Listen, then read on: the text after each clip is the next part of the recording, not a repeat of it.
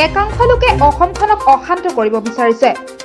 দুটা জাতিৰ মাজত বিভেদ আনি নেতা হোৱাৰ সপোন শৃংখল চলিহাৰ। শৃংখল চলিহাই নেতা হ'বৰ বাবে এনে আচৰণ কৰিছে। দুদিনমান গ্ৰেপ্তাৰ হৈ নেতা হ'ব বিচাৰিছে শৃংখল চলিহাই। এই গুৰুতৰ অভিযোগ আনিছে মুখ্যমন্ত্ৰী ডক্টৰ হিমন্ত বিশ্ব শৰ্মাই।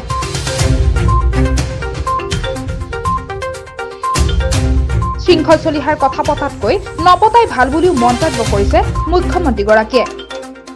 মহাত্মা গান্ধীৰ আদৰ্শই মুখ্যমন্ত্ৰীগৰাকীয়ে কয়, বেয়া কথা চোৱা, শুনা আৰু কোৱা গ্ৰহণযোগ্যও নহয়। শৃংখল চলিহাৰ বিৰুদ্ধে সৰব হৈ উঠা দেখা গৈছে মুখ্যমন্ত্ৰী ডক্টৰ হিমন্ত বিশ্ব শৰ্মাক।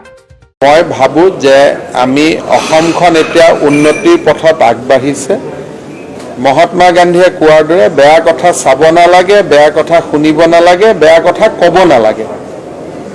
কোনোবাই বেয়া কথা এটা ছ'চিয়েল মিডিয়াত দিলে সেইটো চাই পেলাই তাৰ ওপৰত প্ৰতিক্ৰিয়া প্ৰকাশ কৰিলে দিয়া মানুহজনে মনত ভালহে পায়, মই দিছোঁ তাৰমানে চবেই চাইছে। সেইকাৰণে মোৰ কথাটো হ'ল যে ছ'চিয়েল মিডিয়াই হওক, কিবা মিডিয়াই হওক, যোনে বেয়া কথা লিখে বেয়া কথা চাব নালাগে, বেয়া কথা শুনিব নালাগে, বেয়া কথা ক'ব নালাগে। মই চোৱা নাই কাৰণে মোৰ মনত এইটো টেনশ্যন অহা নাই। সেইকাৰণে আৰু আপোনালোকেও বেয়া কথাবোৰ প্ৰচাৰ কৰি নিদিব। তেতিয়া বেয়া কথা কোৱা মানুহবিলাকে নিজে নিজে দে উইল ফিল ডিফিটেড। এতিয়া এজন মানুহে এটা কমিউনিটিৰ এগেইনষ্টত কৈ দিয়ে, তেওঁ ভাবে যে মোৰ ওপৰত এটা কেছ ৰেজিষ্টাৰ হওক, পুলিচে মোক দুদিন এৰেষ্ট কৰক যাতে মই নেতা হ'ব পাৰোঁ, আৰু তাৰ সুযোগ লৈ দুটা জাতিৰ মাজত আমি কাজিয়া পেঁচা লগাব পাৰোঁ। গতিকে মই মনত সিদ্ধান্ত লৈছোঁ যে তেওঁলোকৰ বেয়া কথাবোৰ আমি নাচাওঁ, তেতিয়া সমস্যা সমাধান।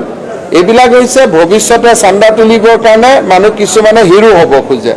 আমি যদি মিডিয়াত এইবোৰ কথা নিলিখোঁ, নাচাওঁ, তেতিয়াহ'লে এনেকৈ বস্তুটো নোহোৱা হৈ যাব, হয়নে?